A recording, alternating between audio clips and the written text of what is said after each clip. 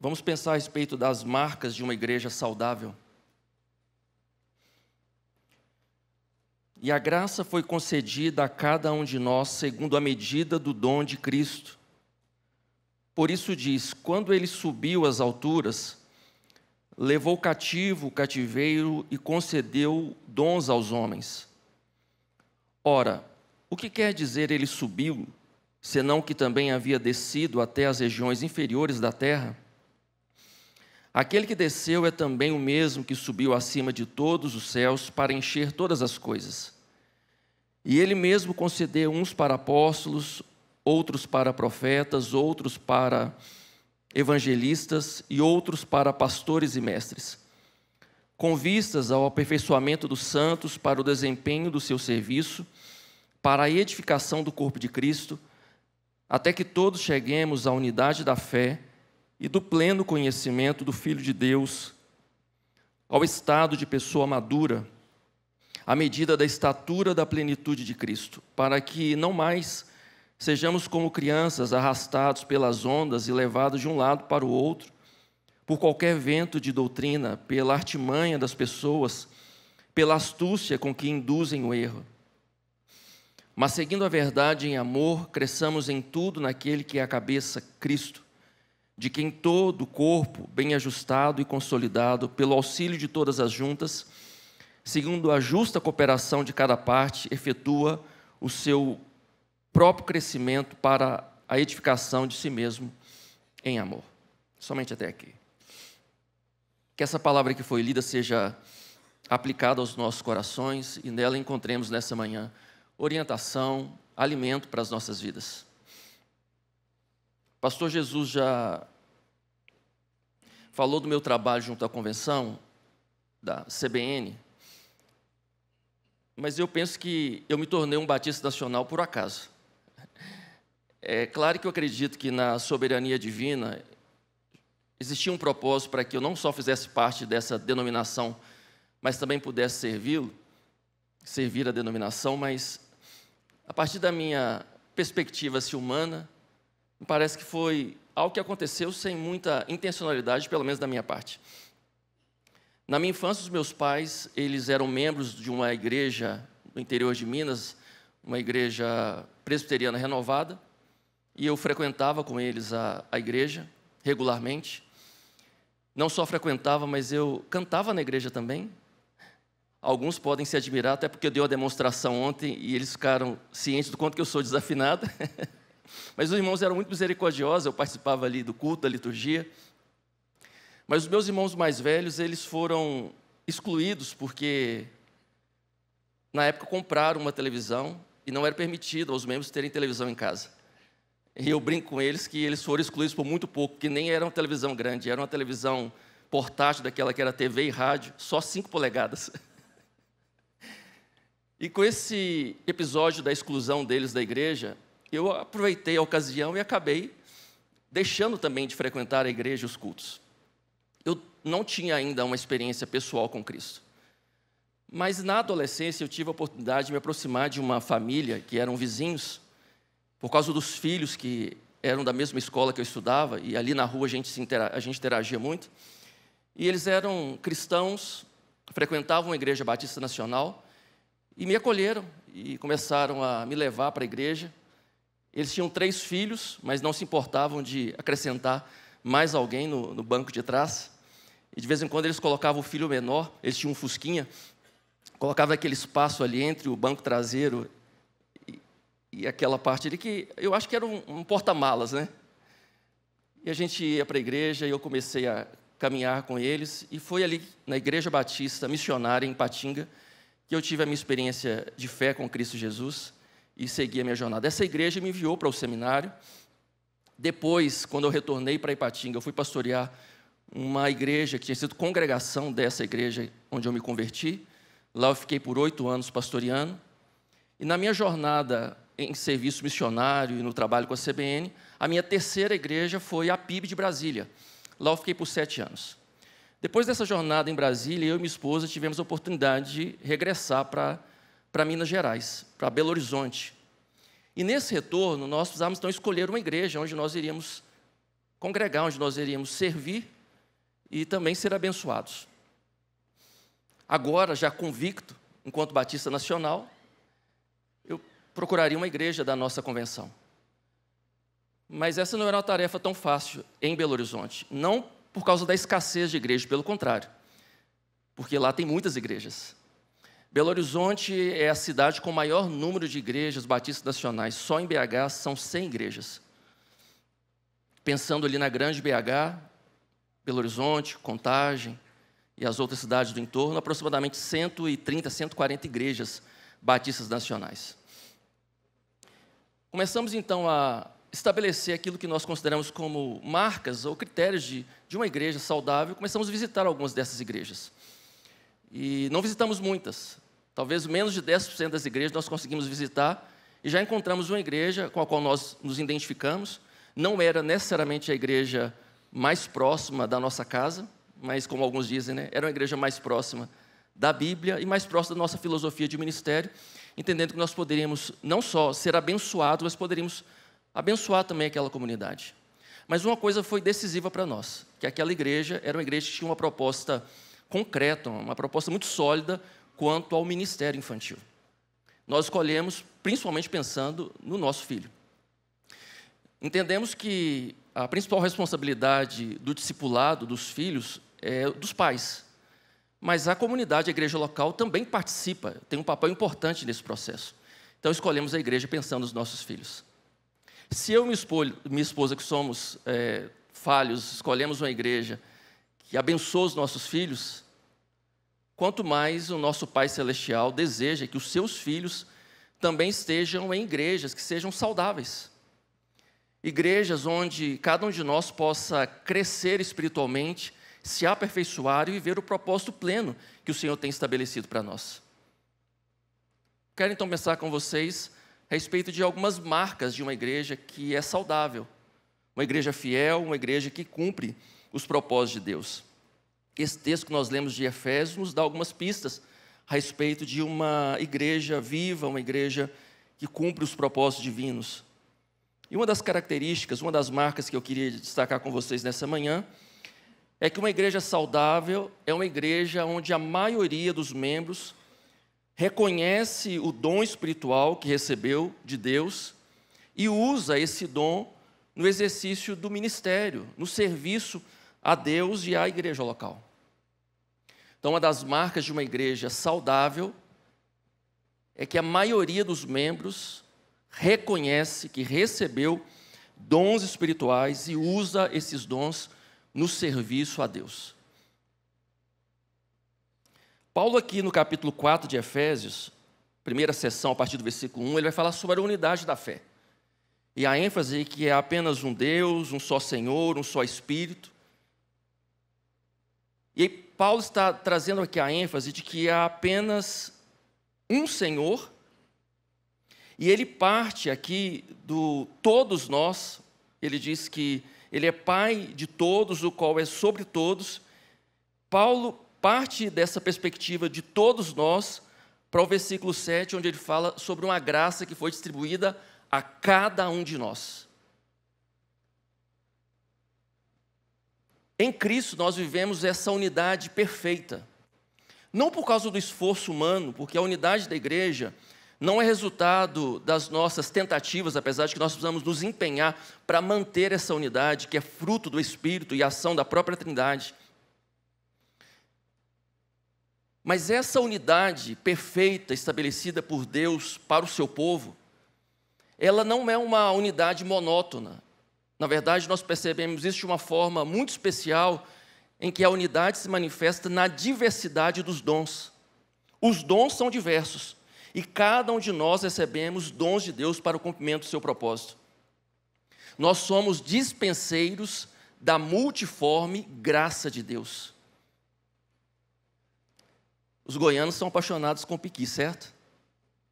Talvez não seja uma unanimidade, mas para quem gosta, ou mesmo para quem gosta muito do piqui, eu fico imaginando que se você fizesse talvez uma junta-pratos com alguns amigos, aquele almoço comunitário, e não combinasse o que cada um deveria levar, e coincidentemente cada um levasse piqui, só piqui, eu acho que seria algo meio frustrante, mesmo para quem gosta muito. Eu já confessei ontem que eu sou um falso mineiro porque eu não gosto de queijo, não gosto de pão de queijo. Mas mesmo para um mineiro que gosta muito do queijo, se ele vai, por exemplo, para fazer um piquenique e não combina o que cada um vai levar, se chega lá só tem queijo, eu acho que satura. Estou usando esse exemplo para pensar que nesse ajuntamento,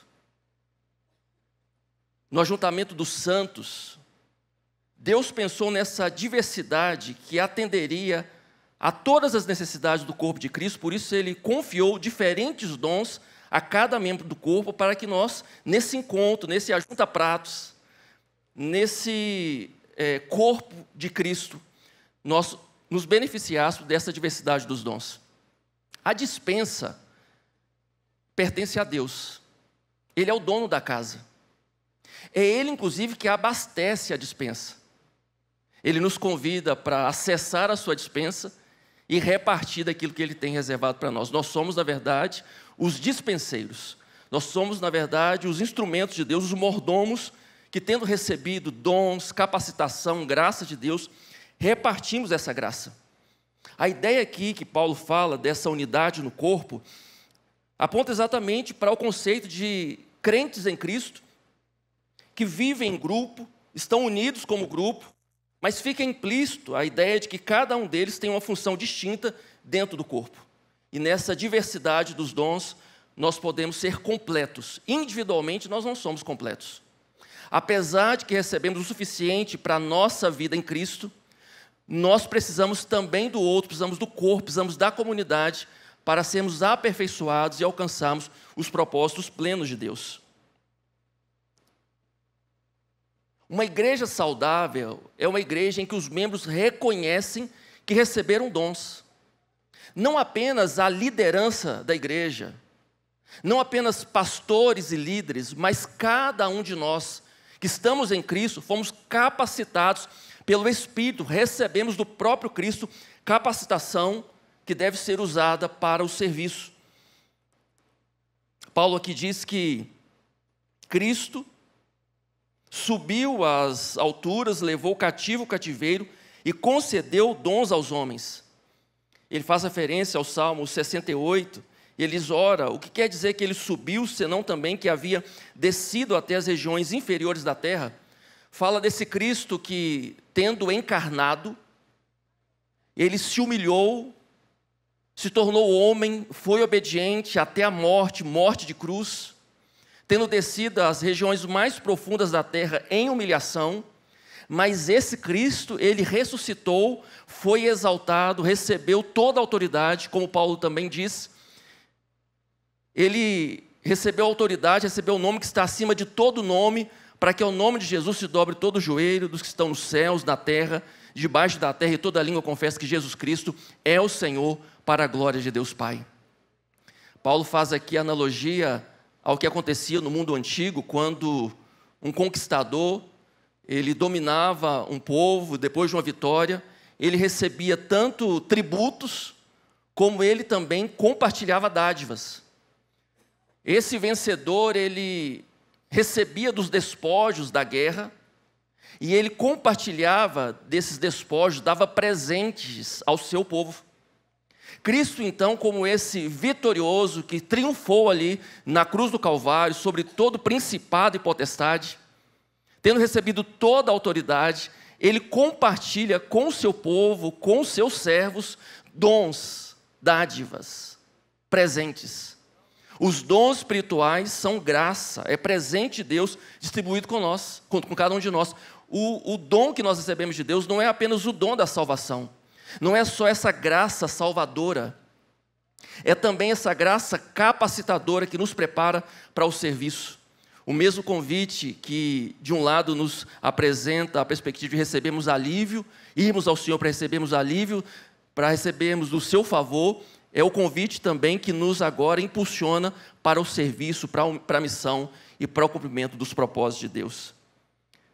Dom é graça que nós recebemos verticalmente e distribuímos horizontalmente. E Cristo, ao vencer, conquistou o poder e a autoridade, distribui esse poder, esses dons com cada um de nós. Apesar dos dons serem dádivas, é um presente, o dom não é um enfeite. O dom é um indicativo de onde Deus quer que nós venhamos servir. O dom é uma especialização, Deus dizendo que cada um de nós que fomos chamados, Ele nos pensou, nos chamou e nos direcionou no corpo, no reino, para o cumprimento de um propósito. Os dons que recebemos, então, eles apontam para uma área de serviço, de ministério, de missão. Igrejas saudáveis são formadas por cristãos saudáveis. Igrejas saudáveis são formadas por cristãos saudáveis. Quando olhamos para as cartas às igrejas do Apocalipse, nós percebemos a repreensão de Cristo à igreja de Sardes, dizendo que ali naquela comunidade, apenas alguns não haviam se contaminado. No contexto da igreja de Sardes, a maioria era infiel, enquanto apenas alguns se mantinham fiéis. Já se correspondendo à igreja de Pérgamo, Jesus aponta um cenário diferente. Apesar da maioria se manter fiel, inclusive diante das perseguições, mesmo diante do martírio, mesmo diante de todas as dificuldades que eles enfrentavam, mesmo em que a maioria dos cristãos ali estavam ainda comprometidos com Cristo, Jesus os repreende porque havia entre eles alguns que estavam se rendendo à doutrina de Balaão. Isso não passa despercebido dos olhos do Cristo. Quando Ele olha para as nossas comunidades, Ele nos vê como coletivo, como grupo, como corpo, mas Ele conhece também a realidade de cada um de nós. Sabe se estamos sendo fiéis ou não. A igreja de Pérgamo e a igreja de Sardes, apesar das suas falhas, eram igrejas verdadeiras, eram igrejas genuínas, eram igrejas de Cristo. Então vejam, é possível mesmo entre as igrejas fiéis encontrarmos cristãos infiéis. Eu disse para vocês que a minha jornada em Belo Horizonte, à procura de uma igreja,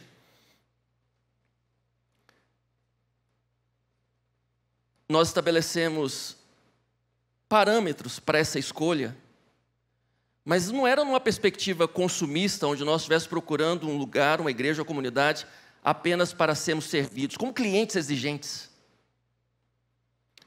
Porque os crentes nos dias de hoje, e eu sei que isso não acontece aqui em Goiânia, em Anápolis, no estado de Goiás, talvez lá pelas Minas Gerais seja mais comum. Alguns cristãos se colocam como clientes exigentes do Evangelho.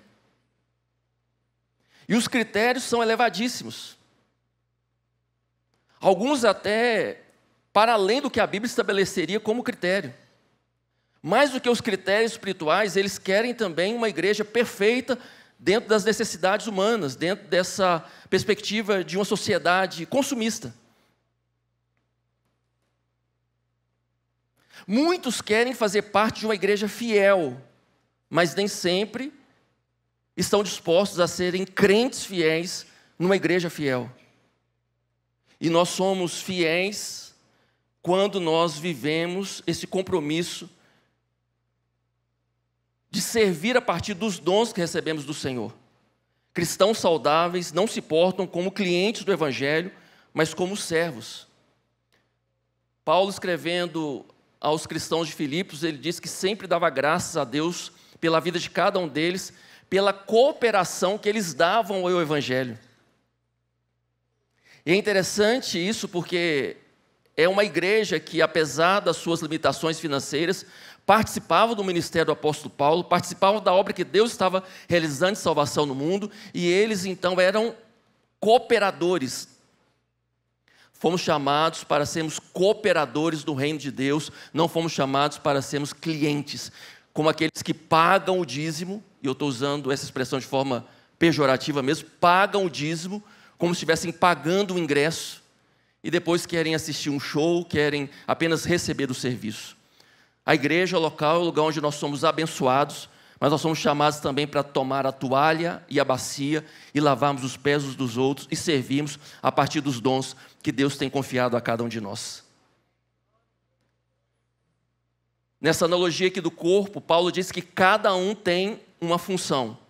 E a igreja estará funcionando bem, a igreja será saudável quando cada membro estiver cooperando de forma adequada, quando cada membro estiver dando a sua justa cooperação. Poderíamos aqui fazer uma pausa para lançar uma pergunta para nós. Será que estamos cooperando de forma justa e fiel a partir dos dons que recebemos de Deus? Tirando talvez do coletivo, trazendo para o individual, será que você está cooperando de forma justa, responsável e fiel no reino de Deus a partir dos dons que o Senhor te confiou?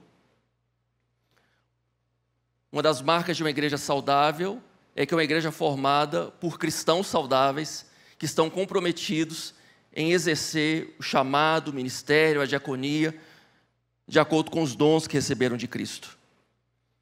Uma outra marca de uma igreja saudável, de acordo com o que lemos aqui em Efésios, é que uma igreja saudável possui uma liderança que compreende o seu papel.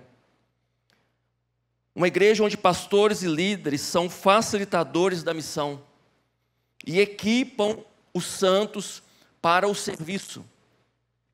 Uma igreja saudável possui pastores e líderes que entendem que o papel deles é equipar os santos para o serviço. Versículo 11 diz que Cristo, Ele mesmo concedeu uns para apóstolos, outros para profetas, outros para evangelistas e outros para pastores e mestres. Versículo 12, com vistas ao aperfeiçoamento dos santos para o desempenho do serviço, para a edificação do corpo de Cristo. O propósito do Senhor é que a igreja seja edificada. Cristo já estabeleceu a sua igreja.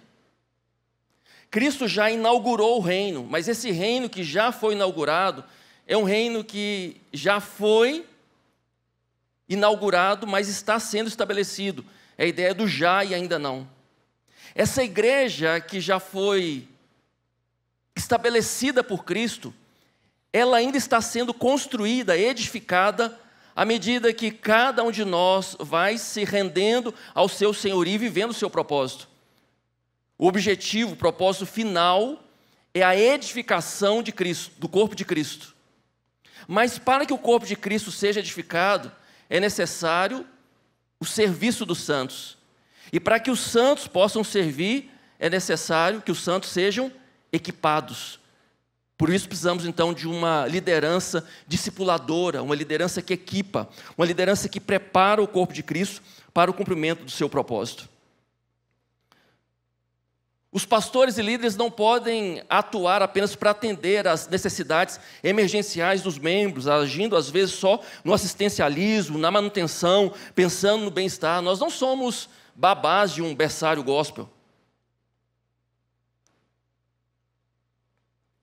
Ouvi de um amigo que é psicólogo, do desafio que ele enfrentou, ele e a esposa, precisando se ausentar de casa por causa do trabalho, eles deixavam os filhos aos cuidados de uma babá.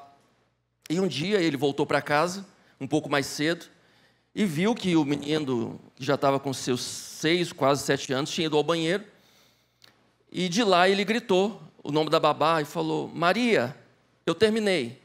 E ela foi em direção ao banheiro e perguntou: o que você está indo fazer, Maria? Ele falou: vou limpar o fulano.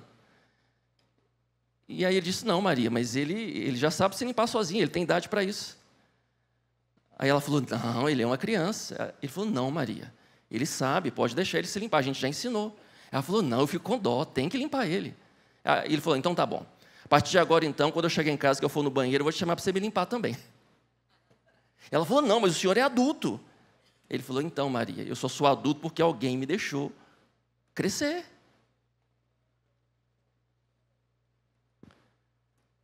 Desculpa o exemplo, talvez estranho para alguns, mas às vezes nós tratamos os crentes como se fôssemos babá desse berçário, e uns enfrentam aqui alguma dificuldade e choram, a gente vai lá, dá um colinho, troca a fralda, dá uma madeira, consola.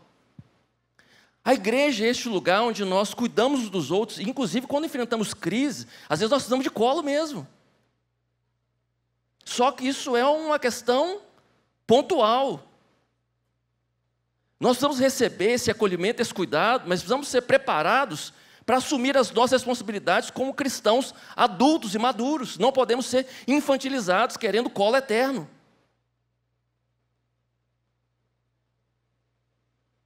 Mas às vezes somos nós, pastores, que infantilizamos o rebanho. Quando eu deixei o seminário e voltei para a minha igreja, voltei para a minha cidade, eu estava no ministério em tempo parcial, estava como biocupacional. Eu trabalhava durante o dia no comércio, era gerente de uma loja.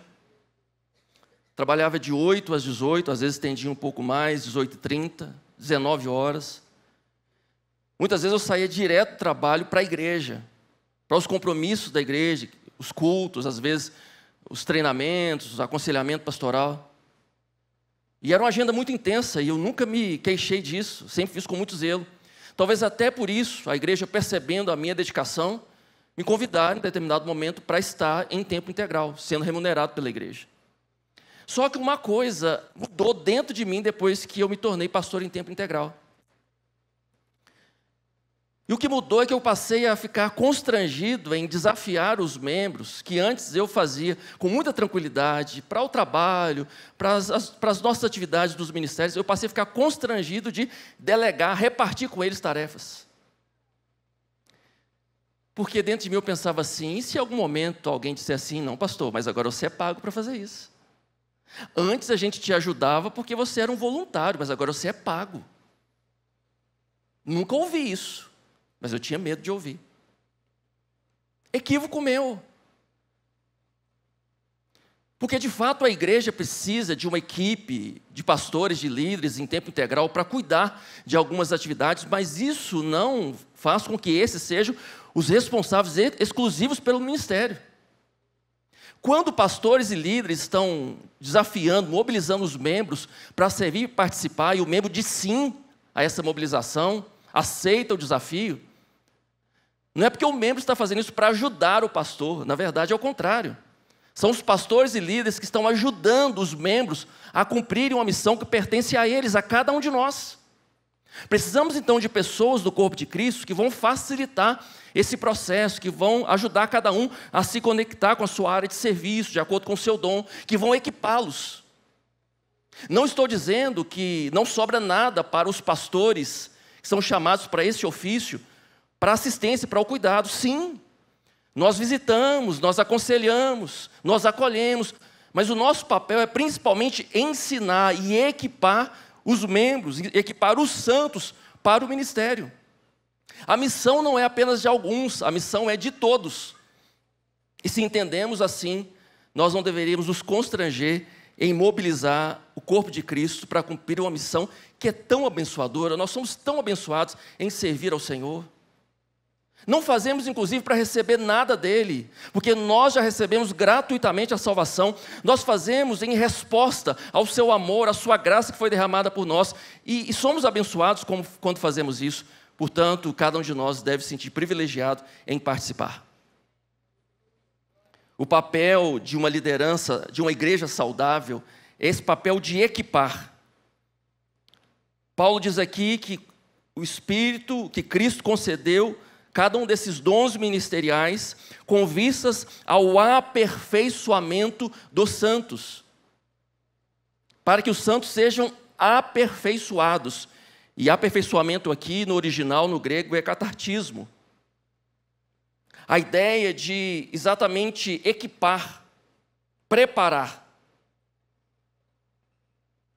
No grego, essa expressão era usada principalmente quando dizia respeito a preparar os soldados para a batalha, ou quando se referia a consertar as redes. E parece fazer sentido. Todos nós fazemos parte do exército de Cristo e precisamos ser preparados, equipados para essa batalha. Somos instrumentos nas mãos do Senhor. O Senhor nos lança como rede ao mar para alcançar pessoas, para o cumprimento da sua missão. E o papel da liderança é equipar e muitas vezes consertar essas redes. A verdadeira capacitação vem do Espírito, porque é Ele que derrama sobre nós os dons. Mas a liderança tem o papel de ajudar, de trabalhar esses líderes a partir dos dons que receberam, porque o dom é como uma pedra bruta que precisa ser lapidada. O papel da liderança, então, é ajudar cada um que recebeu um dom a se aperfeiçoar, a experimentar esse dom, a se engajar, a encontrar o seu lugar e ser trabalhado nesse processo. Mas não diz respeito apenas ao desenvolvimento de habilidades. No Novo Testamento, essa ideia, apresentada aqui pelo aperfeiçoamento, toca principalmente no crescimento espiritual e na maturidade que cada um de nós precisa experimentar para o serviço a Deus. Sabe quando nós servimos bem? Quando nós reunimos habilidades e quando nós temos também um caráter firmado em Cristo. Eu costumo comparar isso com o iceberg, e o iceberg tem duas partes, uma parte que é visível, uma parte que fica emersa, e uma parte invisível, submersa. Normalmente a parte visível ela é menor, proporcionalmente àquilo que está ali escondido. Essa parte visível, nós podemos comparar na vida do líder, do cristão, com as suas habilidades, a sua capacidade de fazer aquilo que ele faz. Mas a parte de baixo do iceberg equivale ao caráter, à identidade do discípulo, do cristão, do líder. Nós não podemos pensar em equipar os santos apenas oferecendo treinamento, capacitação. Isso é necessário. Mas o que sustenta o nosso serviço a Deus é o nosso caráter, é a nossa identidade, é a nossa vida semelhante a Cristo. Portanto, nessa capacitação, nesse aperfeiçoamento, tem que haver esse equilíbrio, nessa inter-relação entre habilidade e caráter. Muitas pessoas querem servir ao Senhor só com base nas suas habilidades naturais. E as nossas habilidades naturais podem até ser utilizadas por Deus, desde que isso seja resultado de uma vida de um cristão, de alguém nascido de novo, que está de fato ligado a Cristo nessa união espiritual e se dispondo para o serviço. Uma igreja saudável é uma igreja onde a maioria dos membros reconhece que recebeu os dons, utiliza esses dons para o serviço. Uma igreja saudável é uma igreja também que a liderança, os pastores, cumprem esse papel de serem facilitadores da missão, equipando cada um dos santos para o ministério, para o serviço.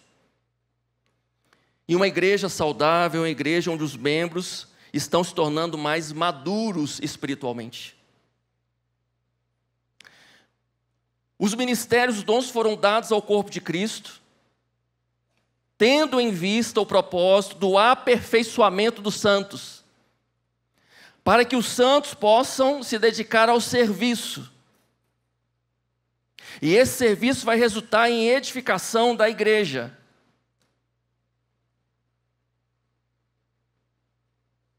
E essa edificação se manifesta, ela é percebida, quando os cristãos estão crescendo. Não são crianças espirituais levados por qualquer vento de doutrina, mas são crentes que têm raízes profundas, que suportam o ensino sólido, o evangelho sem diluições. São cristãos maduros. Não são cristãos que estão apenas querendo receber um evangelho à sua imagem, ou receber um evangelho que atenda só às suas necessidades, mas um evangelho que os convida, de fato, a uma verdadeira mudança, transformação. Estão dispostos a receber o Evangelho como ele é, um Evangelho que nos convida à renúncia, à transformação, à entrega, a esse discipulado que é seguir Jesus, apesar dos custos que isso implica.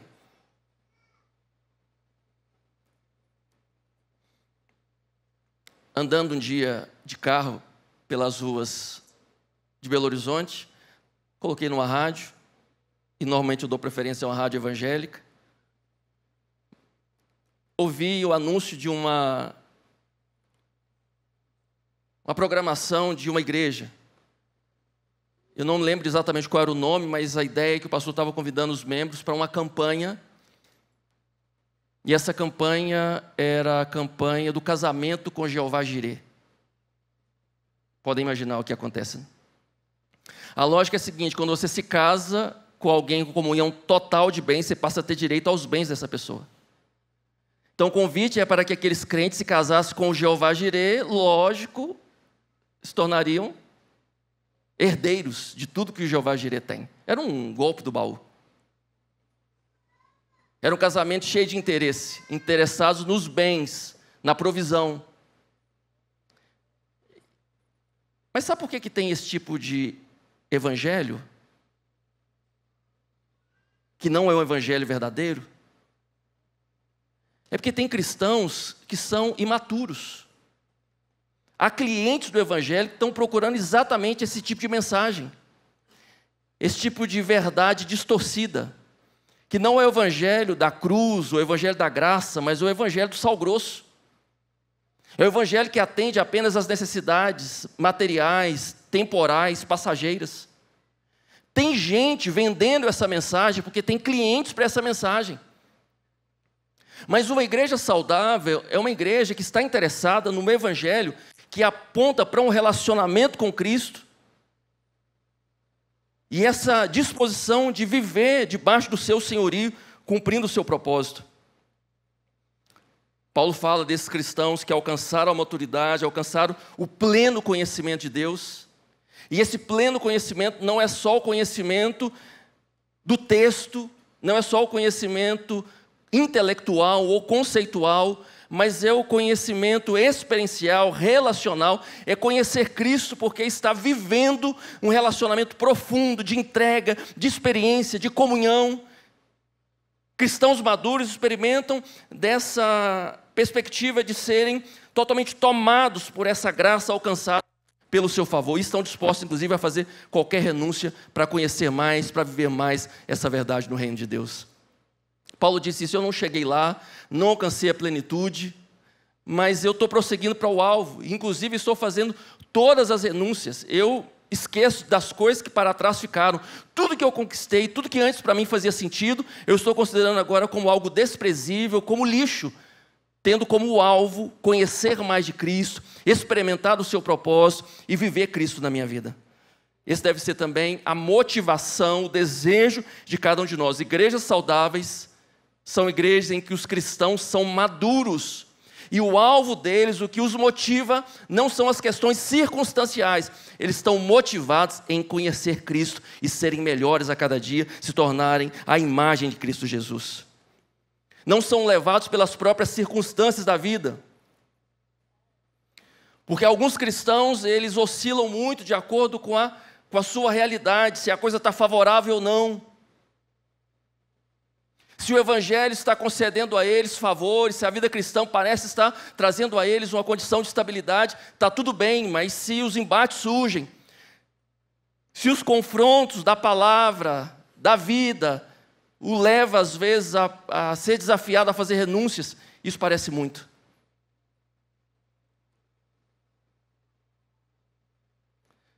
Mas nós somos motivados por esse alvo maior que não está baseado nas circunstâncias, mas esse alvo que nos leva a olhar para Cristo Jesus e entender o que Ele está fazendo em nós, a obra que Ele está realizando nas nossas vidas, e é isso que nos motiva a buscá-lo.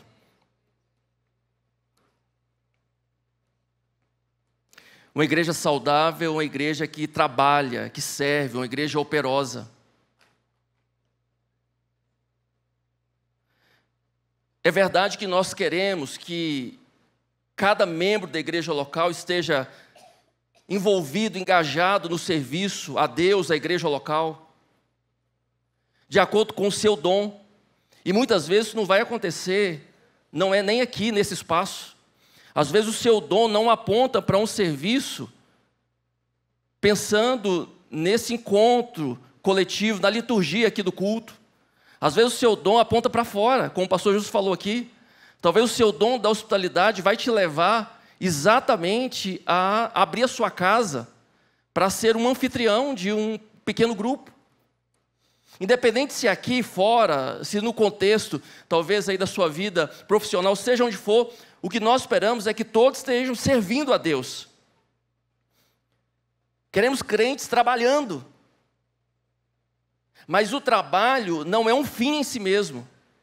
E uma igreja madura é aquela em que as atividades, o engajamento dos santos, o serviço, aponta para o propósito maior, que é a edificação do corpo de Cristo, que é o avanço do reino e principalmente a glorificação do nome do Senhor.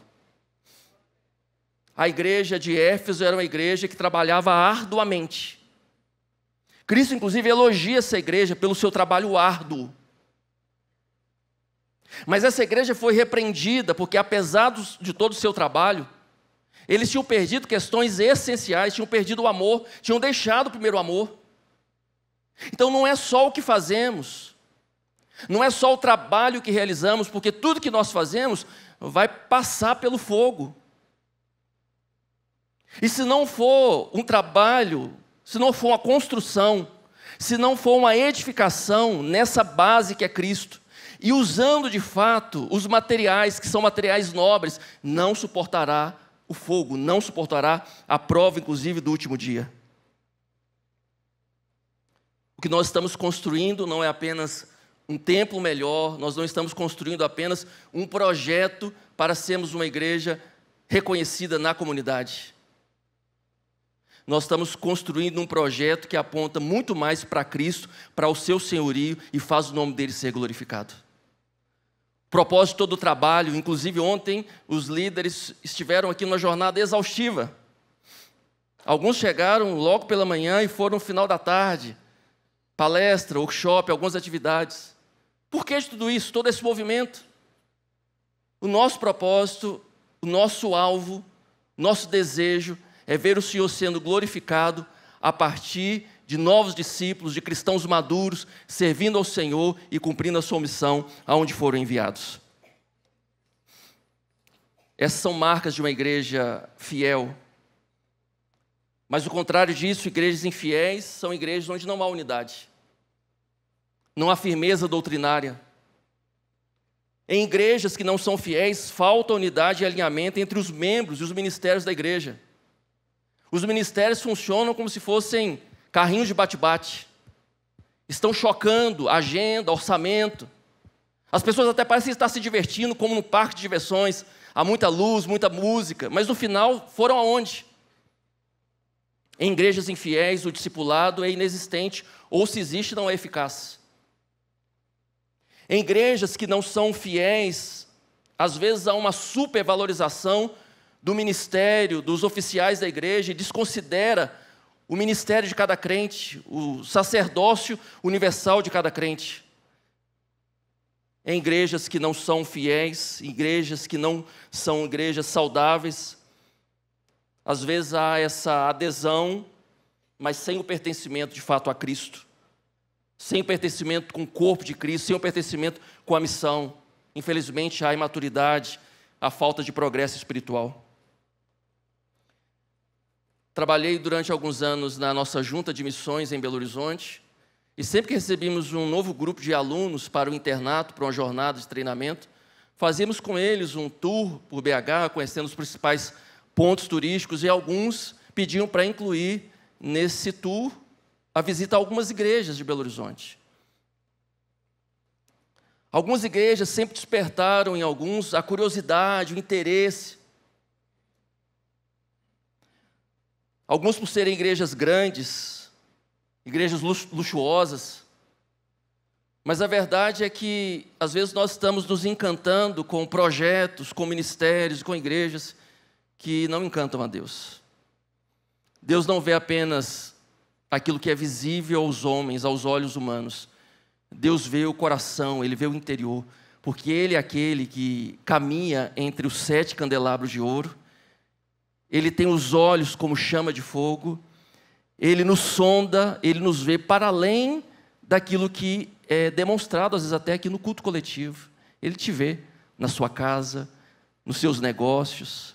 Isso não deve nos intimidar, mas deve nos animar, nos encorajar, saber que estamos diante dos olhos do Senhor. Durante a Reforma Protestante, surgiu um termo, corandel. Coran tem a ver com os olhos, ou a pupila dos olhos, e del, Deus. A expressão significa diante dos olhos de Deus, ou diante da face de Deus. Isso para lembrar os cristãos que eles não estão diante dos olhos de Deus apenas quando estão na reunião dominical. Estamos diante dos olhos de Deus todos os dias da nossa vida. E sendo igrejas fiéis, nós seremos fiéis aqui no templo, fora do templo, nas nossas casas, onde nós formos, nós iremos glorificar o nome do Senhor. Nós não queremos ser uma igreja fiel para ser a melhor igreja da cidade. Nós não queremos ser uma denominação formada por igrejas fiéis para sermos a melhor denominação do Brasil. O nosso motivo de todo o trabalho, de toda a atividade, é a glorificação do nome do Senhor. É para que o mundo veja que há uma igreja que reflete a glória de Deus, uma igreja santa, uma igreja onde os cristãos, apesar das suas falhas, apesar das suas imperfeições, estão crescendo em ser mais semelhantes a Cristo Jesus. O propósito final é a glória do nome do Senhor. A verdadeira saúde da igreja é avaliada principalmente por uma consideração profunda de critérios qualitativos. A saúde da igreja é determinada pelo tipo de pessoa que a compõe, pela qualidade dos membros da congregação. Quantas pessoas foram discipuladas e quantas estão crescendo na semelhança de Cristo. Minha oração é que sejamos cristãos fiéis em igrejas fiéis. Que sejamos cristãos maduros, se tornando cada dia mais parecidos com Cristo e ajudando outras pessoas também a crescerem em serem imitadores de Cristo Jesus. Que não sejamos clientes do Evangelho, que não venhamos nos acomodar diante dos benefícios que o Evangelho traz a nós, e de fato somos muito abençoados pela graça de Deus que nos alcançou. Mas nós não estamos num parque de diversões. Nós não estamos apenas buscando entretenimento. Nós estamos buscando ser aperfeiçoados por Cristo Jesus, nesse tempo em que Ele está trabalhando em nós e nos desenvolvendo para o seu propósito. Eu queria orar com vocês nesse momento. Assentado ou de pé, como você preferir. Mas te convido a fechar os seus olhos neste momento.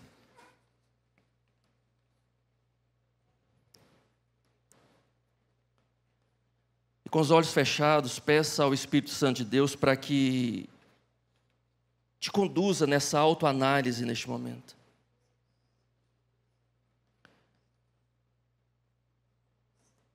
Todos nós queremos fazer parte de uma igreja saudável. Vocês que estão aqui escolheram a Igreja Batista Central de Anápolis, não por ser uma igreja perfeita, mas por ser seguramente uma igreja bíblica. Uma igreja fiel, uma igreja onde os pastores e líderes têm demonstrado um alto comprometimento com o Senhor, uma vida correta, sem escândalos morais. Essa é uma igreja sem histórico de escândalos ou de mau testemunho. Essa é uma igreja saudável, uma igreja abençoada. Você fez uma excelente escolha de estar aqui. Mas o mais importante apenas do que olhar para a comunidade é olhar para si, olhar para o seu coração e de forma muito honesta responder se você tem respondido à altura desse desafio que a Igreja de Cristo e essa igreja local tem proposto, porque é a realidade do Evangelho. Você tem sido fiel, você tem vivido uma vida cristã saudável, madura. Isso se manifesta no envolvimento prático na igreja, no serviço, no ministério. Você reconhece os dons que Deus confiou a você?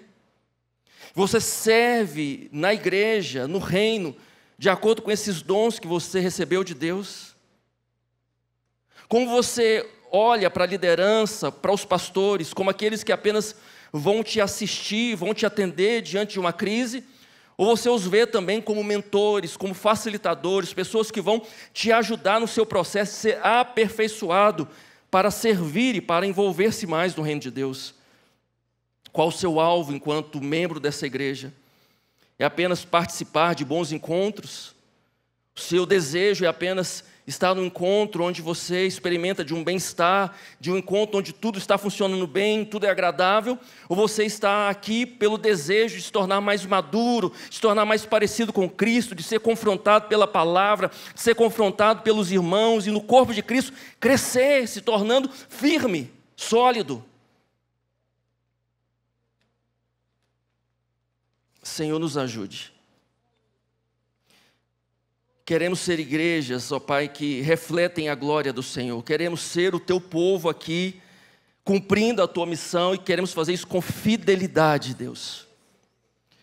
Nós não somos perfeitos, mas o Senhor tem trabalhado em nós, e nós nessa manhã renovamos diante do Senhor o nosso compromisso, o nosso desejo, expectativa de sermos, Deus, aperfeiçoados. Isso que o Senhor começou em nós, completa, Deus. Leva-nos ao próximo passo, ao próximo nível. Não queremos ficar estagnados. Nós queremos, ó Pai, olhar com muita responsabilidade para esse chamado que o Senhor tem para nós, para a unidade, o chamado, Senhor, para viver essa vocação de forma responsável, o chamado, ó Pai amado, para experimentarmos da Tua graça, e o chamado também para manifestar a Tua graça no mundo. Usa-nos, Senhor, usa cada um de nós. Trabalhe, Senhor, em nossas vidas, em nossas famílias, em tudo aquilo que o Senhor tem nos chamado para viver e fazer. Nós queremos glorificar o Teu nome. Assim oramos, Deus, dizendo que o Senhor é tudo em nós. Não podemos fazer nada sem o Senhor. Sem Ti não podemos fazer nada. Por isso, como ramos na videira, nós queremos permanecer em Ti, para que a Tua vida flua em nós e para que o mundo possa reconhecer o Teu favor. Assim oramos, no nome santo de Jesus. Amém. Que Deus nos abençoe.